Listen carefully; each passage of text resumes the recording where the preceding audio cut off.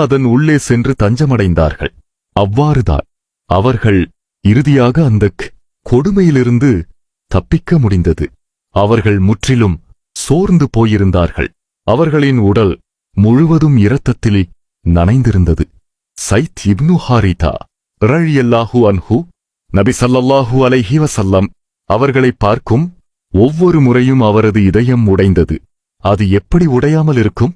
உங்கள் நபி ஸல்லல்லாஹு அலைஹி வஸல்லம் இரத்தத்தில் தோய்ந்தோ நிலையில் உங்கள் கண்முன்னே இருக்கிறார். ஆனால் நீங்கள் எதுவும் செய்ய முடியவில்லை. திராட்சைத் தோட்டத்தின் ஓரத்தில் இறுதியாக அவர்கள் சற்று மூச்சுவிடும் வாய்ப்பை பெற்றனர்.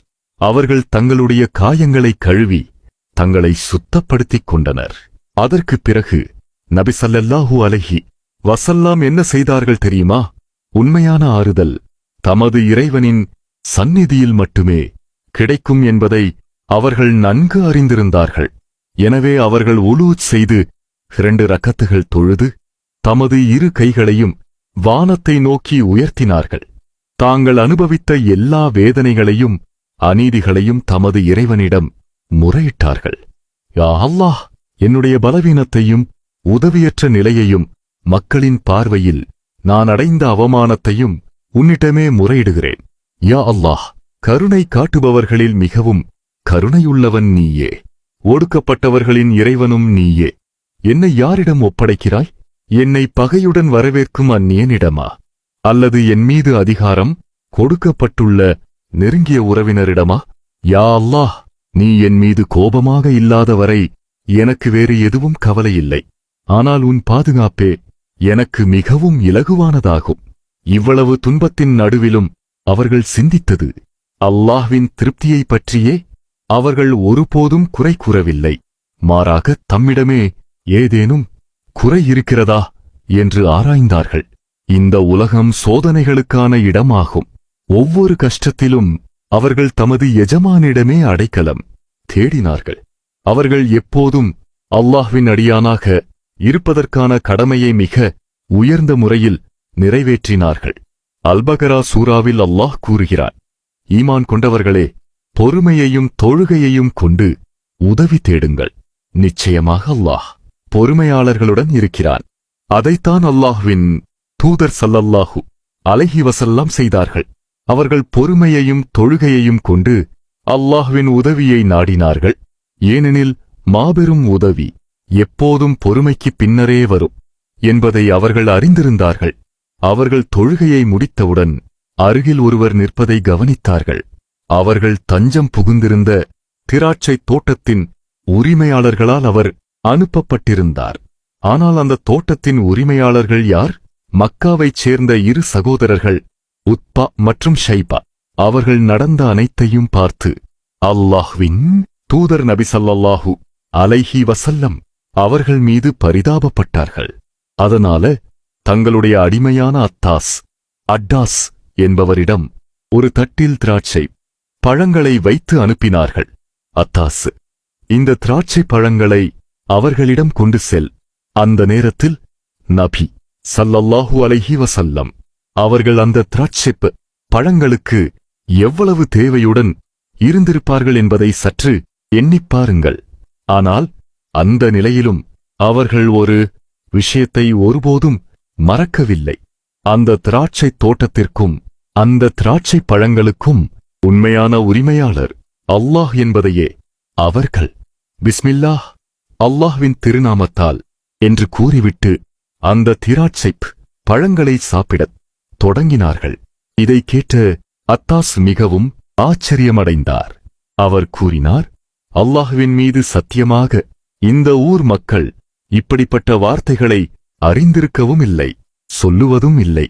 நபி ஸல்லல்லாஹு அலைஹி வஸல்லம் முதலில் அவரது பெயரைக் கேட்டார்கள். பிறகு கேட்டார்கள், அத்தாஸ், நீ எந்த ஊரைச் சேர்ந்தவன்? அவர் பதிலளித்தார், நான் நினவா நகரத்தைச் சேர்ந்தவன்.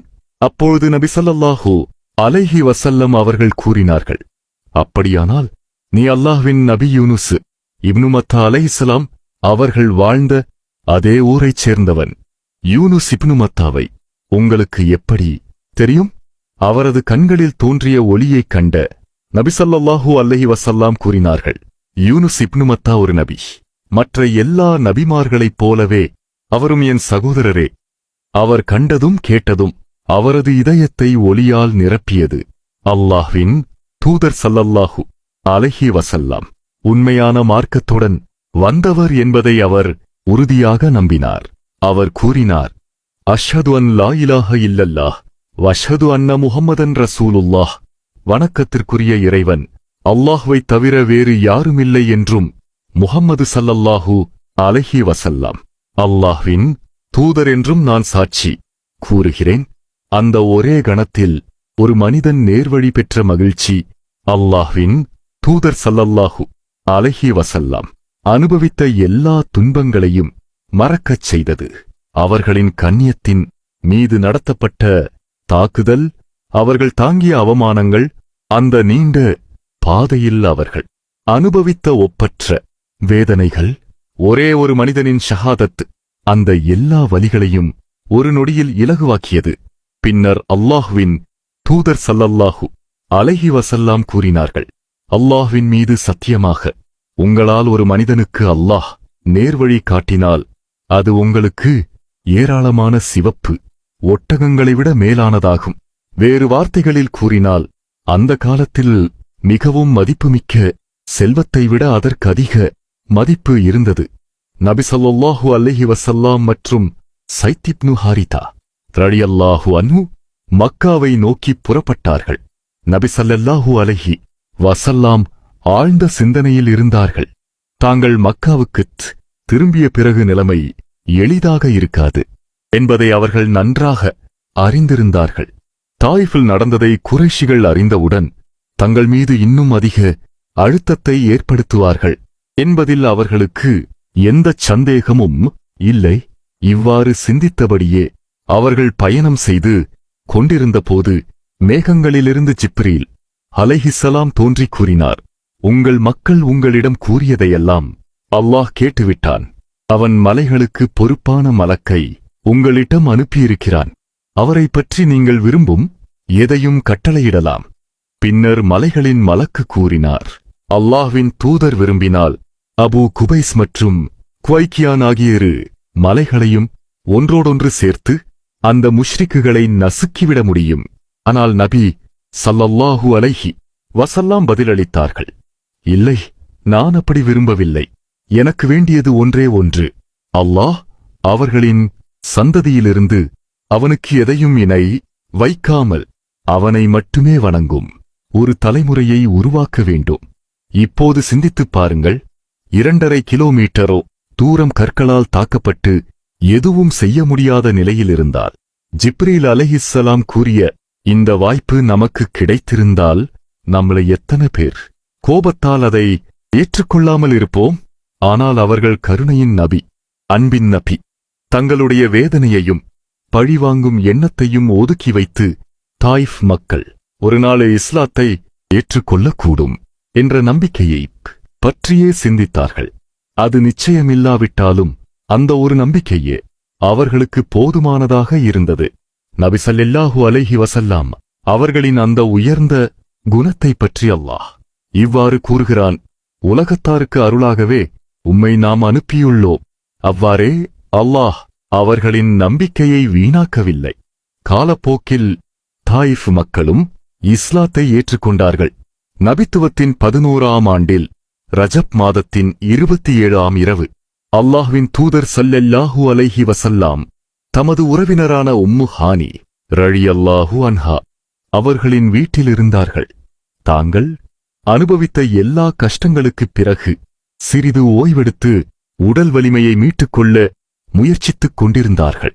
கடந்த 15 ஆண்டுகள் மிகவும் கடினமானவையாக இருந்தன.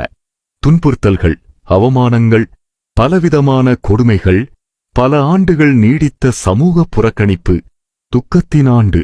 தாயிஃப் சம்பவம் அவர்களுக்கு இருந்த ஒரே துணை அல்லாஹ் மட்டுமே. அந்த தனிமையான நேரத்தில் இதை அவர்கள் முன்பை விட ஆழமாக உணர்ந்தார்கள். அவர்கள் உறங்கிக் கொண்டிருந்தார்கள். இன்னும் சில கணங்களில் என்ன நடக்கப் போகிறது என்பது அவர்களுக்கு தெரியவில்லை. ஜிப்ரீல் அலைஹிஸ்ஸலாம் அந்த மகத்தான கட்டளையை ஏற்கனவே பெற்றுவிட்டு அல்லாஹ்வின் தூதர் ஸல்லல்லாஹு அலைஹி வஸல்லம் அவர்களை நோக்கி வந்து கொண்டிருந்தார்கள். மனித வரலாற்றிலேயே மிகப்பெரிய அற்புதங்களில் ஒன்று நிகழப்போகிறது.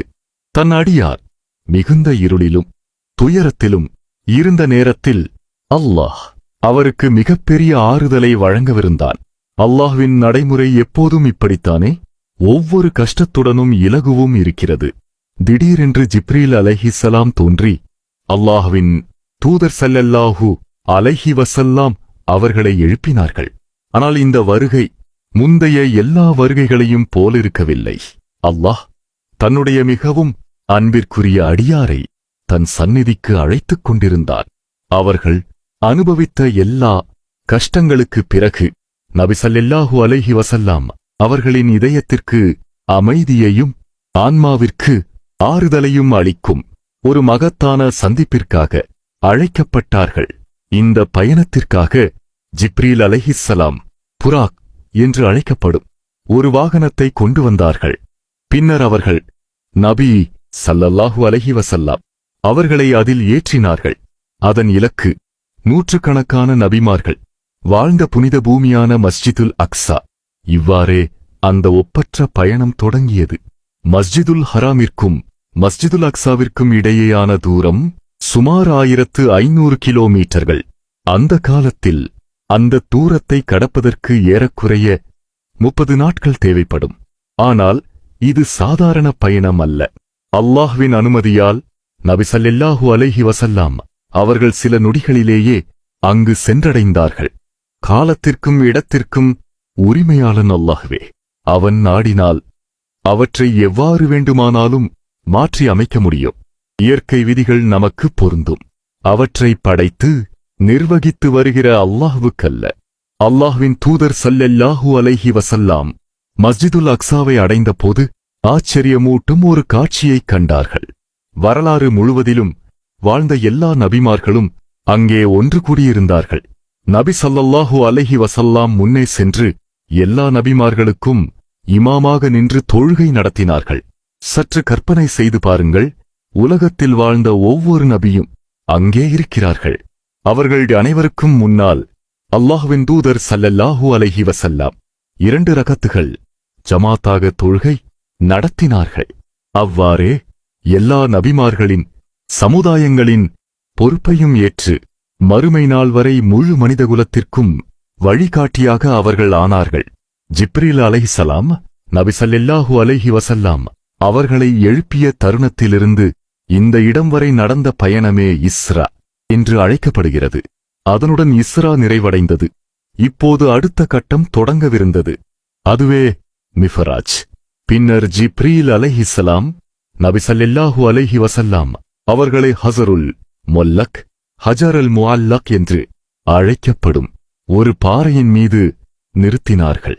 அங்கிருந்தே வானுலகப் பயணம் தொடங்கியது. அல்லாஹ்வின் தூதர் ஸல்லல்லாஹு அலைஹி வஸல்லம் 7 வானங்களையும் கடந்து செல்லவிருந்தார்கள். ஒவ்வொரு வானத்திலும் அவர்கள் வெவ்வேறு காட்சிகளை காண்பார்கள். படைப்பின் பரந்த உலகத்தை பார்ப்பார்கள். அல்லாஹ்வின் திருநாமங்களின் மகத்தான வெளிப்பாடுகளை நேரில் காண்பார்கள். தாங்கள் சகோதரர்கள் என்று அழைத்த சில நபிமார்களைச் சந்தித்து அவர்களுடன் உரையாடுவார்கள். பின்னர் அவர்கள் சித்ரத்துல் முந்தஹா வரை உயர்த்தப்படுவார்கள். இறுதியில் இதற்கு முன்பு எந்த அடியாருக்கும் வழங்கப்படாத ஒரு மகத்தான கண்ணியம் அவர்களுக்கு வழங்கப்படும். அவர்கள் இன்னொரு உலகிற்குள் நுழைந்து அல்லாஹ் அஸ்ஸ வஜல்ல அவர்களுடன் நேரடியாக பேசும் அந்த மகத்தான கண்ணியத்தை பெறுவார்கள். மிஃப்ராஜை பற்றி நமது ஆதாரங்களில் நான் வாசித்துக் கொண்டிருந்தபோது ஒரு சிந்தனை என் மனதில் தோன்றியது. அந்த இரவில் எவ்வளவு அற்புதமான நிகழ்வுகள் நடந்திருக்கின்றன. ஆனால் அதே நேரத்தில் இன்னொரு சிந்தனையும் வந்தது. அல்லாஹ்வின் வல்லமையின் முன்னால் இதில் எது கடினமாக இருக்க முடியும்? அவன் வானத்தை படைத்து மணல் துகள்களை விட அதிகமான எண்ணிக்கையிலான நட்சத்திரங்களால் அதை அலங்கரித்தான். கோள்கள் அனைத்தையும் அளவிட முடியாத வேகத்தில் சுழலச் செய்கிறான். அதே நேரத்தில் பூமியையும் சுழலச் செய்கிறான். ஆனால் அதன் மீது இருப்பவை எதுவும் சிதறி விழுவதில்லை. அது வேறு எந்த விண்பொருளுடனும் மோதாமல் அவனே பாதுகாக்கிறான். ஒரு நட்சத்திரத்தை படைப்பது அவனுக்கு ஒரு மலரை படைப்பதைப் போலவே எளிதானது. ஒரு மலரை உருவாக்குவதும் ஒரு கோலை உருவாக்குவதும் அவனுடைய வல்லமையில் எந்த வித்தியாசமும் இல்லை. ஒவ்வொரு வசந்த காலத்திலும் இறந்து கிடந்த பூமிக்கு மீண்டும் உயிர் கொடுக்கிறான். அதே நேரத்தில் கோடிக்கணக்கான உயிரினங்களை எந்த குழப்பமும் இல்லாமல் பரிபாலிக்கிறான். இவ்வளவு அனைத்தையும் செய்து கொண்டிருக்கும்போதும் மிகச் சிறிய ஒரு பிள்ளை பூச்சியின் தேவையைக் கூட அவன் மறப்பதில்லை. அதற்குத் தேவையான உணவையும் அவனே வழங்குகிறான். அவன் செய்யும் எந்த ஒரு காரியமும் மற்றொரு காரியத்தைச் செய்வதற்கு அவனுக்குத் தடையாக இருப்பதில்லை. எண்ணிலடங்காத உயிரினங்களின் எண்ணிலடங்காத தேவைகளை ஒரே நேரத்தில் அவன் நிறைவேற்றுகிறான். இவ்வளவு பேராற்றலின் முன்னால் எது கடினமாக இருக்க முடியும்? அப்படிப்பட்ட வல்லமையுடைய அல்லாஹுவிற்கு தன்னுடைய அன்பிற்குரிய தூதரின் ஸல்லல்லாஹு அலைஹி வஸல்லம் புனித உடலை இந்த அற்புதமான பயணத்திற்கு அழைத்துச் செல்வது கடினமாக இருக்குமா? ஒருபோதும் இல்லை. மாதல்லாஹ், அல்லாஹ் காப்பானாக. இறுதியாக அல்லாஹ்வின் தூதர் ஸல்லல்லாஹு அலைஹி வஸல்லம் தமக்கு காட்டப்பட்ட அனைத்தையும் கண்ட பிறகு திரும்பி வந்தார்கள். மீண்டும் ஜிப்ரீல் அலைஹிஸ்ஸலாம் அவர்களுடன் இருந்தார்கள். இருவரும் வானங்களிலிருந்து இறங்கி மஸ்ஜிதுல் ஹராமை அடைந்தார்கள். அங்கிருந்து அவர்கள் மீண்டும் தங்களுடைய படுக்கைக்குத் திரும்பினார்கள். இன்னும் அல்லாஹ்வின் தூதர் ஸல்லல்லாஹு அலைஹி வஸல்லம் இஸ்லாத்திற்காக ஒரு புதிய நிலத்தை பெறவில்லை. இப்போது அவர்கள் என்ன செய்யப் போகிறார்கள்? அது அவர்களின் நபித்துவத்தின் 11ஆம் ஆண்டு. அவர்கள் தமது செய்தியை எடுத்துரைப்பதை ஒருபோதும் நிறுத்தவில்லை. அவர்களின் எதிரிகளும் தங்களுடைய பிடிவாதத்தையும் துன்புறுத்தலையும் ஒருபோதும் நிறுத்தவில்லை. அந்த நேரத்தில் ஹஜ் காலம் வந்தது. அந்த ஆண்டும் அரேபிய தீபகற்பத்தின் பல்வேறு பகுதிகளிலிருந்து ஆயிரக்கணக்கான மக்கள் ஹஜ்ஜிற்காக மக்காவுக்கு வந்திருந்தார்கள். இது அல்லாஹ்வின் தூதர் ஸல்லல்லாஹு அலைஹி வஸல்லம் அவர்களுக்கு ஒரு புதிய வாய்ப்பாக இருக்கக்கூடும். மக்காவுக்கு வந்திருந்த ஒவ்வொரு கோத்திரத் தலைவரையும் அவர்கள் தனித்தனியாகச் சந்தித்து அவர்களை இஸ்லாத்தின் பக்கம் அழைக்க முடிவு செய்தார்கள். அல்லாஹ் தன்னுடைய தூதரின் முயற்சியை ஒருபோதும் வீணாக்க மாட்டான். அவன் அவர்களுக்கு 6 சிறப்புமிக்க மனிதர்களை சந்திக்கச் செய்வான். அந்த 6 மனிதர்கள் பின்னர் எதற்கு வழிவகுப்பார்கள்? அது பற்றி நேரம் வரும்போது நாம் காண்போம். ஆனால் இப்போதைக்கு நாம் தெரிஞ்சு கொள்ள வேண்டியது ஒன்று. அந்த 6 பேரை கண்டுபிடிப்பதே எளிதான காரியமாக இருக்கவில்லை. சுமார் 1 மாத காலம் நீடித்த ஹஜ் பருவம் முழுவதும் அல்லாஹ்வின் தூதர் ஸல்லல்லாஹு அலைஹி வஸல்லம் அயராது உழைத்தார்கள். 10க்கும் மேற்பட்ட கோத்திரங்களின் கூடாரங்களுக்கு ஒன்றன்பின் ஒன்றாகச் சென்று தங்களை அறிமுகப்படுத்தி தங்களுடைய பணியை விளக்கினார்கள். இஸ்லாத்திற்கு ஆதரவு அளித்து முஸ்லிம்கள் ஹிஜ்ரத் செய்யக்கூடிய ஒரு பாதுகாப்பான இடத்தை வழங்கும் ஒரு கோத்திரத்தை அவர்கள் தேடிக்கொண்டிருந்தார்கள். அதே நேரத்தில் மக்களை வெளிப்படையாக இஸ்லாத்தின் பக்கம் அழைப்பதையும் அவர்கள் ஒருபோதும் நிறுத்தவில்லை. அவர்கள் ஒவ்வொரு கோத்திரத்தின் கூடாரத்திற்கும் சென்று இவ்வாறு அழைப்பார்கள்: மக்களே, லா இலாஹ இல்லல்லாஹ் என்று கூறுங்கள், நீங்கள் வெற்றி பெறுவீர்கள். அவர் எங்கு சென்றாலும் அந்த குரலைக் கேட்ட மக்கள் அவரைச் சுற்றி திரண்டார்கள். ஆனால் அவருடைய அழைப்புக்கு ஒரே ஒரு குரலும் பதிலளிக்கவில்லை. ஒரே ஒரு குரல் மட்டும் தொடர்ந்து கேட்டது. அது அவருடைய நிழலைப் போல அவரை பின்தொடர்ந்த ஒருவரின் குரல். ஆனால் அவர் அல்லாஹ்வின் தூதர். அவர்களுக்கு ஆதரவளிக்கவோ உண்மையைத் தேடவோ வரவில்லை. அவர் ஒவ்வொரு கூடாரத்திற்கும் சென்று உரக்கக் கூறினார்: முஹம்மத் தனது முன்னோர்களின் மார்க்கத்தை விட்டுவிட்டார். அவர் பொய்களை புனைந்து கூறுகிறார். அவரை நம்பாதீர்கள். அந்த குரலுக்குச் சொந்தக்காரர் அவரது பெரியப்பா அபுலஹப். அந்த நேரத்திற்குள் நபி அவர்களை மறுப்பதும் இஸ்லாத்தை எதிர்ப்பதும்தான் அவரது வாழ்வின் நோக்கமாக மாறிவிட்டது. அவர் முதுமையை அடைந்திருந்தார். மரணத்திற்குப் பிறகு எந்த வாழ்க்கையும் இல்லை என்று நம்பியிருந்தார்.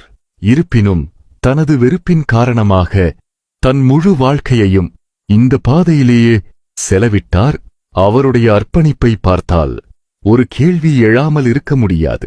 ஒரு பொய்யான காரியத்திற்காக அவர் இவ்வளவு முயற்சி செய்திருந்தால், பரம சத்தியமான அல்லாஹ்வின் மார்க்கத்திற்காக நான் எவ்வளவு முயற்சி செய்கிறேன்?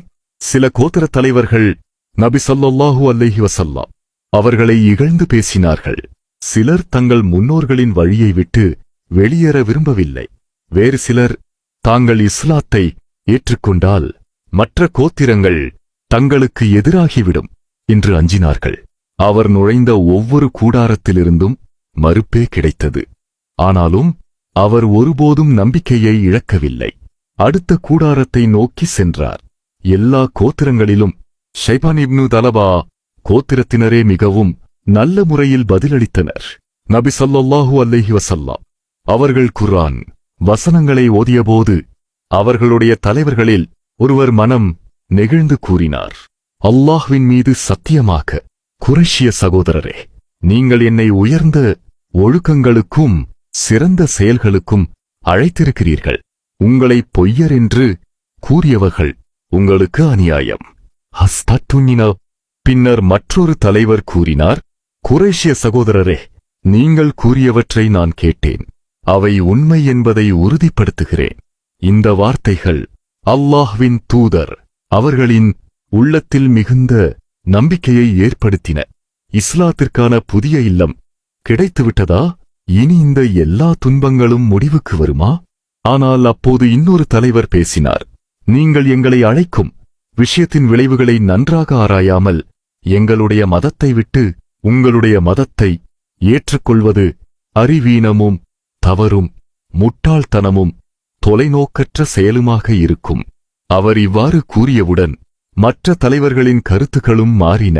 அவ்வாறு ஷைபான் கோத்திரம் இஸ்லாம் பரவிய மண்ணாகும் மகத்தான வாய்ப்பை இழந்தது. அவர்கள் அறியாத ஒன்று என்னவென்றால், இந்த மார்க்கத்தை முன்னெடுத்துச் சென்றவர்கள் இலாப நஷ்டத்தை கணக்கிட்டவர்கள் அல்ல, தியாகம் செய்யத் தயாராக இருந்தவர்கள்தான். அந்த நாளிலிருந்து இந்த மார்க்கம் அதே வழியில்தான் தொடர்ந்தது. இம்மையிலும் மறுமையிலும் வெற்றி பெற்றவர்கள் தியாகம் செய்யத் தயாராக இருந்தவர்களே. ஆனால் நபி ஸல்லல்லாஹு அலைஹி வஸல்லம் அவர்கள் தொடர்ந்து பொறுமையாக இருந்தார்கள். ஒவ்வொரு முறையும் மற்றொரு கோத்திரத்தை நோக்கிச் சென்று அல்லாஹ்வின் செய்தியை எடுத்துரைத்தார்கள். சிலர் அவருடைய வார்த்தைகள் நியாயமானவை என்று உணர்ந்தார்கள். ஆனால் அவர்கள் கூறினார்கள், அடுத்த ஆண்டு வந்து உங்களுக்கு நாங்கள் விசுவாச உறுதிமொழி அளிக்கிறோம். அவர்கள் இந்த உலகத்திற்கு அனுப்பப்பட்ட மிக முக்கியமான நோக்கத்தை தள்ளி போட்டார்கள். அதாவது அல்லாஹ்வையும் அவனது தூதரையும் நம்புவது. காலம் செல்லச் செல்ல அவர்களுடைய ஆரம்ப ஆர்வம் குறைந்தது. அவர்கள் அந்த உறுதிமொழியை வழங்காமலேயே விட்டுவிட்டார்கள். அவர்களில் சிலர் அடுத்த ஹஜ் காலத்தை பார்க்கவே உயிருடன் இருக்கவில்லை. அவர்கள் தங்களுடைய தாமதத்திற்கு மிகப்பெரிய விலையை செலுத்தினார்கள். சிலருக்கு மீண்டும் திரும்பும் வாய்ப்பே கிடைக்கவில்லை. இவ்வாறு நாட்கள் கடந்தன. ஹஜ் காலமும் முடிவை நெருங்கியது. ஆனால் அல்லாஹ்வின் தூதர் ஸல்லல்லாஹு அலைஹி வஸல்லம் அவர்கள் எதிர்பார்த்ததை இன்னும் அடையவில்லை. ஆனால் ஒவ்வொரு குளிர்காலத்திற்குப் பிறகும் வசந்தம் வருகிறது. ஒவ்வொரு இரவிற்குப் பிறகும் விடியல் வருகிறது. ஒரு நாள் அகபா என்ற இடத்தில் 6 இளைஞர்களை அவர் சந்தித்தார். முதலில் அவர்கள் யார் என்று கேட்டார். அந்த இளைஞர்கள் கூறினார்கள், நாங்கள் கஸ்ரஜ் கோத்திரத்தைச் சேர்ந்தவர்கள். அந்த கோத்திரம் அப்போது யத்ரிப் என்று அழைக்கப்பட்ட மதீனாவின் 2 முக்கிய கோத்திரங்களில் ஒன்றாக இருந்தது. நபி ஸல்லல்லாஹு அலைஹி வஸல்லம் அவர்கள் கேட்டார்கள், நீங்கள் யூதர்களின் அண்டை வீட்டார்களும் அவர்களின் கூட்டாளிகளும் தானே? அவர்கள் பதிலளித்தார்கள், ஆம். அப்போது நபி ஸல்லல்லாஹு அலைஹி வஸல்லம் அவர்கள் கூறினார்கள், சிறிது நேரம் உட்கார்ந்து பேசலாமா? அவர்கள் சம்மதித்தார்கள். அனைவரும் ஒன்றாக அமர்ந்தார்கள். நபி ஸல்லல்லாஹு அலைஹி வஸல்லம் அவர்கள் குர்ஆன் வசனங்களை ஓதிக் காட்டினார்கள். அல்லாஹ் ஒருவனே என்பதை நம்புமாறும் இஸ்லாத்தை ஏற்றுக்கொள்ளுமாறும் அழைத்தார்கள்.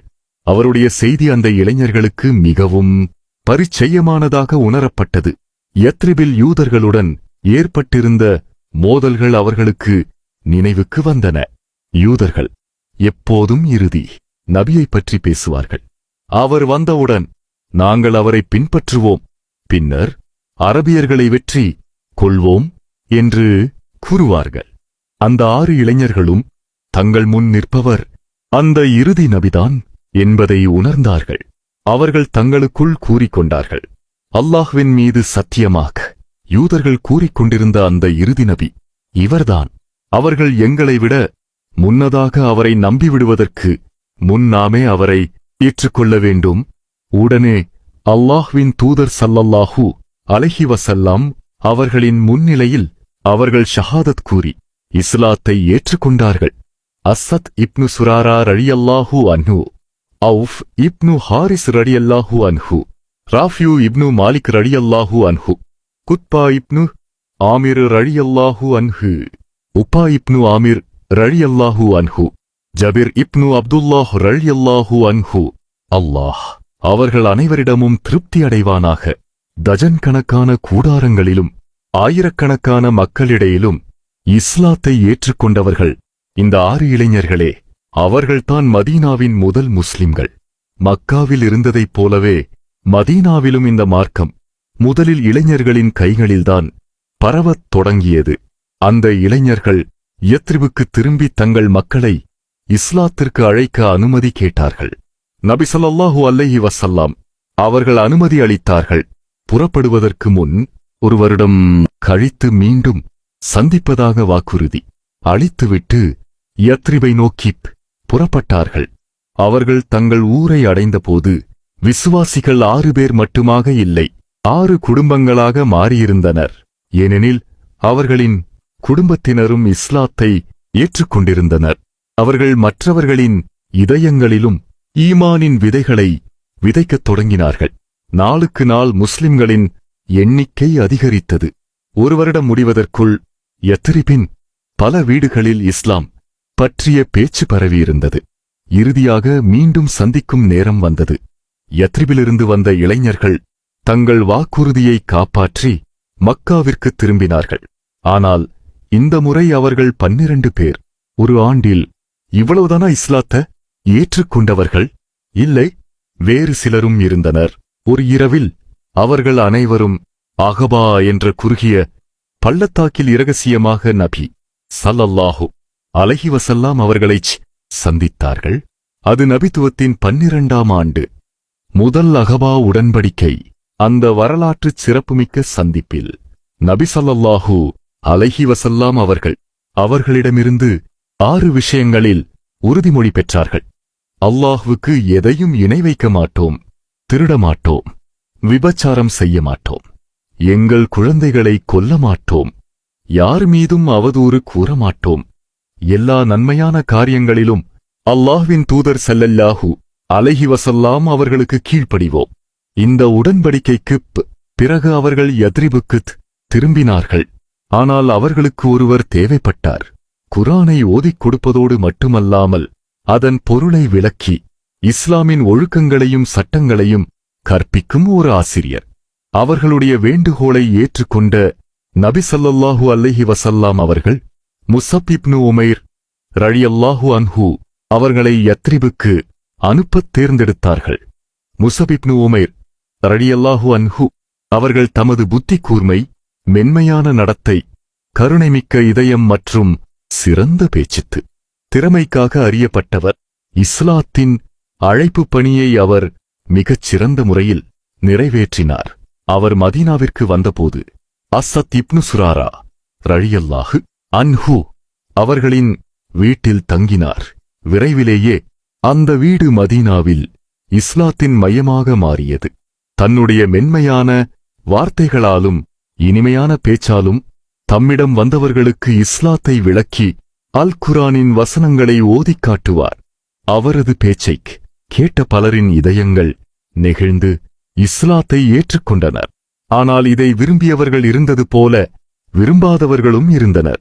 ஒரு நாள் முஸப் ரலியல்லாஹு அன்ஹு அவர்களும் அஸத் ரலியல்லாஹு அன்ஹு அவர்களும் ஒரு கிணற்றின் அருகில் அமர்ந்து அங்கு திரண்டிருந்த மக்களுக்கு இஸ்லாத்தை விளக்கிக் கொண்டிருந்தனர். அந்த கூட்டத்தில் இருந்த இளைஞர்களின் ஆர்வத்தைப் பார்த்த ஒரு கோத்திரத் தலைவர் மிகவும் வருத்தமடைந்தார். மதீனாவில் வாழ்ந்த 2 அரபுக் கோத்திரங்களில் ஒன்று அப்ஸ் கோத்திரமாகும். அந்த கோத்திரத்தின் ஒரு பிரிவின் தலைவராக சத் இப்னு முவாத் ரலியல்லாஹு அன்ஹு இருந்தார். அவரும் அவரது நெருங்கிய நண்பரான உசைத் இப்னு ஹுதைர் ரலியல்லாஹு அன்ஹு அவர்களும் இதற்கு முடிவு கட்ட தீர்மானித்தனர். அவர்கள் மிகுந்த கோபத்தில் இருந்தனர். உசைத் தனது ஈட்டியை உறுதியாக பிடித்துக்கொண்டு அவர்களிடம் சென்றார். உரத்த குரலில் அவர் கூறினார், எதற்காக நீங்கள் எங்களிடம் வந்திருக்கிறீர்கள்? எங்களில் பலவீனமானவர்களையும் எளிய மனம் கொண்டவர்களையும் ஏமாற்றி வழிகெடுக்கிறீர்கள். உயிருடன் இருக்க விரும்பினால் உடனே இங்கிருந்து வெளியேறுங்கள். ஆனால் முஸப் ரலியல்லாஹு அன்ஹு அவர்கள் அபாரமான அமைதியுடனும் கண்ணியத்துடனும் பதிலளித்தார். அவர் கூறினார், ஒரு கணம் பொறுங்கள். முதலில் உட்கார்ந்து நாங்கள் கூறுவதைச் செவிமடுத்து புரிந்து கொள்ளுங்கள். உங்களுக்கு பிடிச்சிருந்தால் ஏற்றுக்கொள்ளுங்கள், பிடிக்கவில்லை என்றால் எங்களை தடுக்கலாம். இப்படிப்பட்ட பதிலை உசைத் எதிர்பார்க்கவில்லை. அவர் தனது போர்வீர மனநிலையை ஒதுக்கி வைத்து கூறினார், சரி. பிறகு அவர் அமர்ந்தார். முஸப் ரலியல்லாஹு அன்ஹு அவர்கள் இஸ்லாத்தை விளக்கி அல் குர்ஆனின் சில வசனங்களை ஓதிக் காட்டினார். அன்றே உசைத் முழுமையாக உண்மையை உணர்ந்தார். உடனே ஷஹாதாவை மொழிந்து முஸ்லிமானார். ஈமானின் இனிமையைச் சுவைத்த ஒருவர் அதை தனக்குள் மட்டும் வைத்துக் கொள்ள விரும்ப மாட்டார். அதை மற்றவர்களுடனும் பகிர்ந்து கொள்ளவே விரும்புவார். அதனால் உசைத் கூறினார், நான் ஒருவரை உங்களிடம் அனுப்புகிறேன். அவரும் இந்த மார்க்கத்தை ஏற்றுக்கொண்டால் இந்த நிலத்திலே இஸ்லாத்தை ஏற்காமல் யாரும் இருக்க மாட்டார்கள். அல் குர்ஆன் அத்தகைய ஒளியைக் கொண்டிருந்தது. கோபத்துடன் வந்த பலர் மன அமைதியுடன் திரும்பிச் சென்றனர். உசைத் மீண்டும் சத்து இப்னு முவாத் ரலியல்லாஹு அன்ஹு அவர்களிடம் திரும்பினார். ஆனால் தான் முஸ்லிமாகிவிட்டதை அவர் கூறவில்லை. ஏனெனில் நான் ஈமான் கொண்டு விட்டேன் என்று கூறியிருந்தால் சத் கோபமடைந்து கடுமையாக நடந்து கொண்டிருக்கக்கூடும். அதற்கு பதிலாக நீங்களே சென்று அவர்களிடம் பேசுங்கள் என்று கூறினார். இவ்வாறு சத் அவர்களை முஸப் ரலியல்லாஹு அன்ஹு அவர்களிடம் அனுப்பினார். சத் முஸப் ரலியல்லாஹு அன்ஹு மற்றும் அசத் ரலியல்லாஹு அன்ஹு அவர்களிடம் வந்தபோது உரத்த குரலில் கூறினார், ஆசத், நமக்குள் உறவுமுறை இல்லையென்றால் எங்கள் கோத்திரத்தில் நீ கொண்டு வந்த இந்த இழிவான செயல்களை நான் ஒருபோதும் சகித்திருக்க மாட்டேன். அதே அமைதியுடனும் மென்மையுடனும் முஸப் ரலியல்லாஹு அன்ஹு அவர்கள் சத் அவர்களை அமர்ந்து தமது வார்த்தைகளைக் கேட்டு புரிந்து கொள்ளுமாறு அழைத்தார். சத் அதற்கு சம்மதித்து அமர்ந்தார். முஸப் ரலியல்லாஹு அன்ஹு அவர்கள் இஸ்லாத்தை பற்றி விளக்கி நபி ஸல்லல்லாஹு அலைஹி வஸல்லம் அவர்கள் கொண்டு வந்த இந்த மார்க்கத்தின் அழகுகளை எடுத்துரைத்து சூரத்து ஸுக்ருஃப் ஆரம்ப வசனங்களை ஓதிக் காட்டினார். சத் அவர்களும் அல் குர்ஆனின் உண்மைகளால் ஆழமாக நெகிழ்ந்தார். இப்படிப்பட்ட வார்த்தைகளை அவர் இதற்கு முன் ஒருபோதும் கேட்டதில்லை.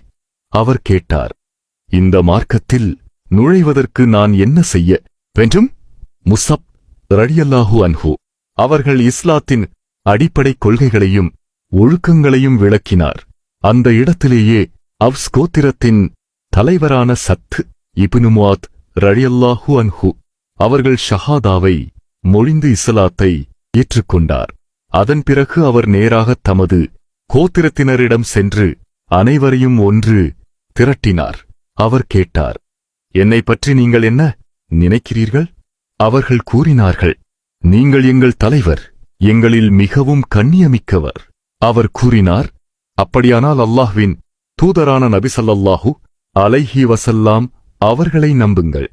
நீங்கள் அவ்வாறு செய்யவில்லை என்றால் இனி நான் உங்களுடன் ஒருபோதும் பேச மாட்டேன்.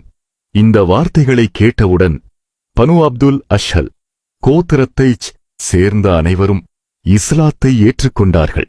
அஷ்ஹது அன் லா இலாஹ இல்லல்லாஹ் வஅஷ்ஹது அன்ன முஹம்மதன் ரசூலுல்லாஹ், வணக்கத்திற்குரிய இறைவன் அல்லாஹ்வைத் தவிர வேறு யாருமில்லை என்றும் முஹம்மது அல்லாஹ்வின் தூதர் என்றும் நான் சாட்சி கூறுகிறேன். பின்னர் இஸ்லாத்தை ஏற்றுக்கொள்ளவிருந்த ஒரே ஒருவரைத் தவிர இந்த செல்வாக்குமிக்க தலைவர்கள் முஸ்லிம்களானதன் மூலம் இஸ்லாத்தின் பக்கம் அழைக்கும் பணி மேலும் வலிமை பெற்றது. யஸ்ரிபில் இப்போது பல வீடுகளில் இஸ்லாத்தைப் பற்றி பேசப்படத் தொடங்கியது. அந்த ஆண்டின் இறுதியில் முஸப் இப்னு உமைர் ரலியல்லாஹு அன்ஹு 75 முஸ்லிம்களுடன் மக்காவிற்கு வந்தார்கள். மதீனாவில் நடந்த முன்னேற்றங்களை நபி ஸல்லல்லாஹு அலைஹி வஸல்லம் அவர்களிடம் தெரிவிக்கவும் ஹஜ் நிறைவேற்றவும் சந்தேகம் ஏற்படாமல் இருக்க முஸப் இப்னு உமைர் ரலியல்லாஹு அன்ஹு முதலில் தனியாக நபி ஸல்லல்லாஹு அலைஹி வஸல்லம் அவர்களைச் சந்தித்து யஸ்ரிபில் இஸ்லாம் எவ்வாறு பரவிக் கொண்டிருக்கிறது என்பதை எடுத்துரைத்தார்கள். பின்னர் இரவு நேரத்தில் அகபாவில் சந்திப்பதாக அவர்கள் ஒப்புக்கொண்டார்கள். ஆனால் நபி ஸல்லல்லாஹு அலைஹி வஸல்லம் அவர்கள் ஒரு அறிவுறுத்தலை வழங்கினார்கள். குறிப்பிட்ட நேரத்திலே யாராவது தூங்கிக் கொண்டிருந்தால் அவர்களை எழுப்பக்கூடாது. யாராவது தாமதமாக வந்தால் அவர்களுக்காக யாரும் காத்திருக்கக்கூடாது. ஏனெனில் ஒரு மனிதனால் ஒரு இரவின் தூக்கத்தை கூட தியாகம் செய்ய முடியாவிட்டால் அந்த கூட்டத்தில் அவர் இடம்பெற தகுதியற்றவர். அப்படியானால் யாராவது தூங்கிவிட்டார்களா அல்லது தாமதமாக வந்தார்களா? இல்லை, 75 பேரும் ஒருவர் கூட விதிவிலக்கின்றி சரியான நேரத்தில் அங்கு வந்திருந்தார்கள். நபி ஸல்லல்லாஹு அலைஹி வஸல்லம் அவர்கள் தமது சிறிய தந்தை அப்பாஸ் அவர்களுடன் வந்தார்கள். அப்போது அவர் இன்னும் இஸ்லாத்தை ஏற்றுக்கொள்ளவில்லை. ஆனால் தமது மகனை தனியாக அனுப்ப அவர் விரும்பவில்லை. அப்பாஸ் அவர்கள் மதீனாவாசிகளை நோக்கி கூறினார்கள், நீங்கள் அவரை நம்பிக்கை கொண்டுள்ளீர்கள். அவர் கொண்டு வந்த மார்க்கத்தை ஏற்றுக்கொண்டுள்ளீர்கள். நீங்கள் மிகப் பெரிய ஒரு பொறுப்பை ஏற்றுக்கொள்ளப் போகிறீர்கள் என்பதை நிச்சயமாக அறிந்திருப்பீர்கள் என்று நான் நினைக்கிறேன். அது மிகவும் கடினமானதும் மிகுந்த பொறுப்பும் கொண்ட ஒன்றாகும். எனவே அவருடைய எதிரிகளிடமிருந்து அவரை பாதுகாக்க உங்களால் முடியுமா? ஒரே வில்லிலிருந்து பாயும் அம்புகளைப் போல அனைத்து அரபுகளும் உங்களை நோக்கி வரும்போது உறுதியாக நிலைத்திருக்க உங்களிடம் அந்த வலிமை இருக்கிறதா? உங்களுக்குள் அந்த உறுதியும் வலிமையும் இருப்பதாக நீங்கள் கருதினால் எனக்கு இனி சொல்ல எதுவும் இல்லை. ஆனால் இவரை இங்கிருந்து அழைத்துச் சென்ற பிறகு சோதனைகள் வந்தபோது அவரை கைவிடப் போகிறீர்கள் என்றால் இந்த உடன்படிக்கையிலிருந்து இப்போதே விலகிவிடுங்கள். அவர் தமது சொந்த ஊரிலேயே எங்களுடன் வாழட்டும். அப்போது மதீனா முஸ்லிம்களின் தலைவராக இருந்த அஸத் இப்னு சுராரா ரலியல்லாஹு அன்ஹு அவர்கள் நபி ஸல்லல்லாஹு அலைஹி வஸல்லம் அவர்களுக்கு தங்கள் விசுவாசத்தை அறிவித்தார். தாங்கள் அழைக்கப்பட்ட இந்த மார்க்கம் கடினமானது என்பதை அறிந்திருந்த போதிலும் அதை ஏற்றுக்கொண்டோம். எந்த நிலையிலும் நபி ஸல்லல்லாஹு அலைஹி வஸல்லம் அவர்களை பாதுகாப்போம் என்று கூறினார்.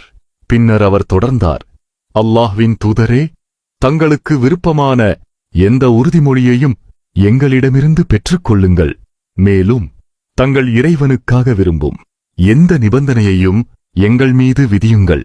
அப்போது நபி ஸல்லல்லாஹு அலைஹி வஸல்லம் அவர்கள் சில அல்-குர்ஆன் வசனங்களை ஓதிவிட்டு கூறினார்கள், அல்லாஹ்வை பற்றிய என் நிபந்தனை இதுதான். அவனுக்கு எதையும் இணை வைக்காமல் அவனை மட்டும் வணங்க வேண்டும். தொழுகையை நிலைநாட்ட வேண்டும். ஜகாத்தை கொடுக்க வேண்டும். என்னைப் பற்றிய என் நிபந்தனை என்னவென்றால், நான் அல்லாஹ்வின் தூதர் என்று சாட்சி கூற வேண்டும். மேலும் உங்களையும் உங்கள் பிள்ளைகளையும் உங்கள் பெண்களையும் எப்படி பாதுகாக்கிறீர்களோ அதுபோல என்னையும் பாதுகாக்க வேண்டும். அந்த நேரத்தில் அப்துல்லாஹ் இப்னு ரவாஹா ரலியல்லாஹு அன்ஹு அவர்கள் கேட்டார், அல்லாஹ்வின் தூதரே, நீங்கள் கூறியபடி இவற்றையெல்லாம் நாங்கள் செய்தால் எங்களுக்கு என்ன கிடைக்கும்? நபி ஸல்லல்லாஹு அலைஹி வஸல்லம் அவர்கள் பதிலளித்தார்கள், சுவர்க்கம். இஸ்லாத்தின் வரம்புகளுக்குள் 60 அல்லது 80 ஆண்டுகள் வாழ்வதற்கு பதிலாக முடிவில்லாத நித்திய சுவர்க்கம். அதுவே மனிதன் செய்யக்கூடிய மிகப்பெரிய மிக இலாபகரமான வியாபாரமாகும். அவர்களின் இதயங்கள் மகிழ்ச்சியாலும் தைரியத்தாலும் நிரம்பின. அவர்கள் கூறினார்கள், அப்படியானால் இதுவே மிகச் சிறந்ததும் மிக இலாபகரமானதுமான வியாபாரம்.